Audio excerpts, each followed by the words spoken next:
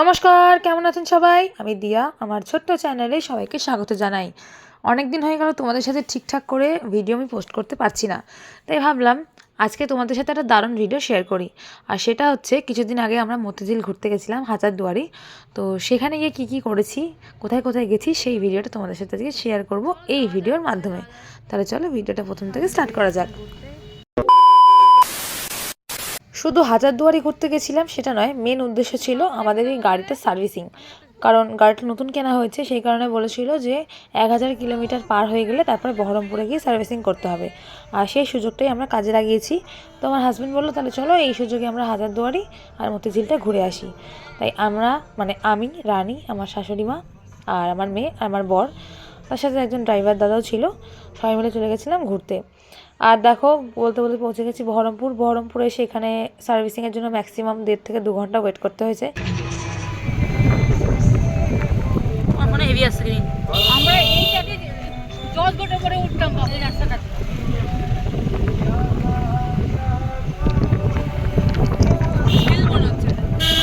সেদিনকে আমার বড়ের সাথে আর আমার একটু মনের ঝগড়া হয়েছিল, তো সেই কারণে ও যা রোম্যান্টিক গান চালাচ্ছিল মানে আমাকে ইমপ্রেস করার জন্য, কিন্তু আমার তো দেখে ইমপ্রেস হয়নি, উল্টে আমি ঘুমিয়েই পড়েছিলাম।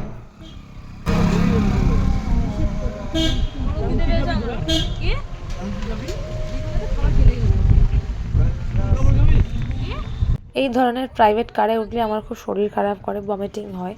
তো সেই কারণে আমি ঘুমিয়ে পড়েছিলাম গাড়িতে। ঘুমাতেই চলে গেছি হাজারদুয়ারিতে এসে দেখছি জাস্ট অবাক কাণ্ড। মানে মানুষ বিয়েবাড়ির সাজ সেজেও যে হাজারদুয়ারিতে আসতে পারে এটা আমার জানা ছিল না। তো সেটা আমি একটা ভিডিও বানিয়েছি, সেটা আমার ইউটিউব চ্যানেলে শর্টসে আছে, তোমরা চাইলে চেক করতে পারো। সত্যি তাই, মানে এমন সাজ সেজেছে যে স্বাভাবিক দেখলেই মানুষের মানে একটা অন্যরকম ফিল আসবে যে এটা আদৌ বিয়েবাড়ি না এটা অন্য কোনো জায়গা যেখানে আমরা ঘুরতে এসেছি। বিয়েবাড়ির সাজ আর ঘুরতে যাওয়ার সাজের মধ্যে একটা ফারাক রাখলে আশা করি আমার মনে হয় ঠিক লাগে, কারণ ড্রেস আপটাই মেনটেন করে যে মানুষকে কতটা সুন্দর লাগতে পারে। তো যাই হোক, সেখানে গিয়ে আমরা কিছুটা ভিডিও বানিয়ে নিয়েছি, বেশিক্ষণ ছিলাম না, প্রচণ্ড গরম লাগছিল। মানে এত গরম যে আমরা দাঁড়াতেও পাচ্ছিলাম না, মারাত্মক গরম পড়ে গেছে। তা ফেব্রুয়ারি মাসে এত গরম, তাহলে মার্চ, এপ্রিল, মে, জুন তো পড়েই থাকলো এত গরম। আর আমার মেয়ে আমার মতনই হয়েছে, একদম ছবি তোলা ভিডিও বানানোর জন্য এক্সপার্ট। ওকে খালি বলেছি একটু ধরে দাঁড়াও মা, ছবি তুলবো বলেছি বলে ও ধরে দাঁড়িয়েই আছে। ওর কাছে কোনো বিরক্তিকর নেই যে না ছবি তুলো না বা বিরক্তি লাগছে, তা নয়। আমার মেয়ে সত্যি একটু অন্যরকম। মানে আজকালকার দিনে এত ঠান্ডা বাচ্চা, আমি আমার মেয়েকেই যা দেখছি।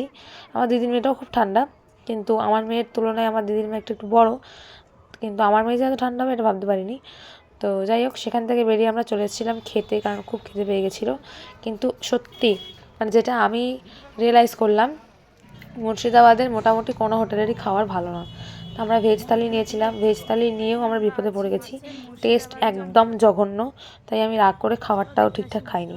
আর যেহেতু সামনেই মুর্শিদাবাদ জংশন, কোনো দিনও আসিনি, তাই ভাবলাম মুর্শিদাবাদ জংশনটাও ঘুরে নিই, কারণ আবার কবে আসবো কি আসবো না কোনো ঠিক নেই। তাই আমরা স্টেশন দেখতেও ঢুকে পড়েছিলাম। কী অদ্ভুত তাই না? হাওড়া স্টেশন, শিয়ালদা স্টেশন ঠিক আছে, বাট মুর্শিদাবাদ স্টেশনে যেহেতু কোনোদিনও আসিনি, তাই একবার ঢুকলাম। তারপর চলে এসেছি মতিঝিল, আর মতিঝিলে ঢুকেই দেখেছি মমতাদির এই সুন্দর বিশ্ব বাংলা গেটের মতন একটা পৃথিবী করে রেখেছে। আর এইখানে এসেও আর একটা জিনিস দেখলাম, এখানেও মানুষ বিয়েবাড়ির সাজ সেজেছে মতিঝিলে। আর সেটা সামনে দেখতেই পাচ্ছ, লেহেঙ্গা থেকে শুরু করে সারারা, গাউন, সব মানে যা পেরেছে পরে চলে এসছে এখানে মতিঝিল পার্কে। ড্রেসিং সেন্স বিয়েবাড়ি, সত্যি পার্কটা কিন্তু খুব সুন্দর। তার সাথে কিছু মানুষের ড্রেস আপও দেখলাম, অতি সুন্দর। এত ফুলের বাগান, মানে দেখার মতন। মতিঝিল পার্কে ফুলের যে কত রকমের কালেকশন এখানে, সেটা গেলেই বোঝা যাবে। আর এত বড় বড় গাঁদা ফুল, জাস্ট আমার দেখে মনটা মুগ্ধ হয়ে গেছিলো।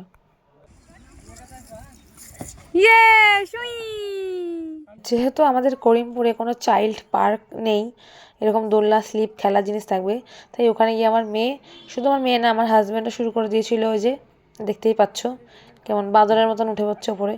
তাই মেয়ে করবে, বাবা করবে না, তখন হয় মেয়ে, বাবা, পিসি সবাই মিলেই দোলনায় উঠতে শুরু করে দিয়েছে।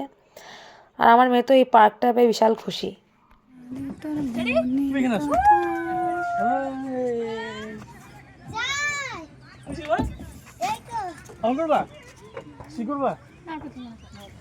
ফুল ফ্যামিলি যখন একসঙ্গে থাকে কত ভালো লাগে, তাই না?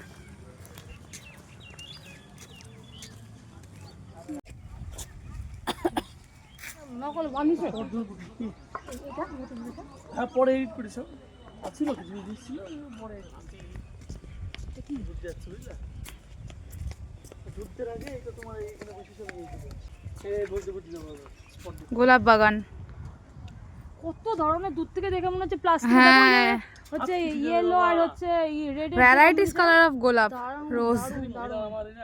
আগেই বলেছি যে ফুলের বাগানে ভর্তি, এত সুন্দর সুন্দর ফুল দেখে আমার চোখটা মানে চোখের মতন ক্যামেরাও পারবে না, এত সুন্দর ফুল চোখের মধ্যে আমি সিকিওর করে রেখেছি। এরকম ফুল আমি আর কোথাও দেখতে পাবো বলে তো আমার মনে হয় না।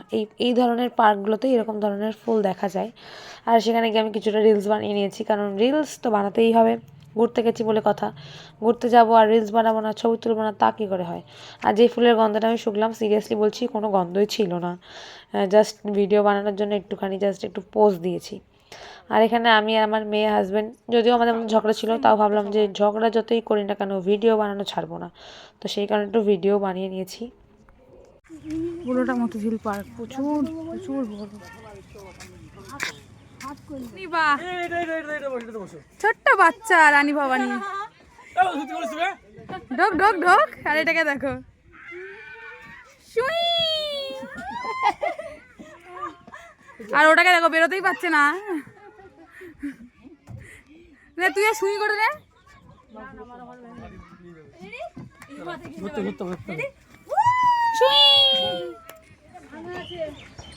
কোন দিক দিয়ে নামবে ও? ভেরি গুড, তুইও যা, তুইও যা, নাহলে পড়ে যাবে। রনিও সোনাইয়ের সাথে সাথে আস পাপা, তুমি ওদিক দিয়ে ধরো। ইয়ে ইয়ে সুই। সেই দিনটা মোটামুটি ভালোই মজা করেছি। আর যাওয়ার সময় গেছিলাম অন্যরকমভাবে, আর ফেরার পথে দেখো আমার অবস্থা কি হয়েছে, মানে ঘুমাতে ঘুমাতে এসেছি। তো যাই হোক, আজকের ভিডিওটা এইটুকুনি, দেখা হচ্ছে তোমাদের সাথে আরও একটা ভিডিওতে, আর সেটা আশা করি একটু ইন্টারেস্টিং হবে। আজকের ভিডিওটা কেমন হয়েছে সেটা একটু জানিও কমেন্টে। সবাই ভালো থাকবেন, সুস্থ থাকবেন, তোমাদের সাথে দেখা হচ্ছে আরও একটা ভালো ভিডিওতে। আজকের মতো এখানে টাটা, বাই বাই।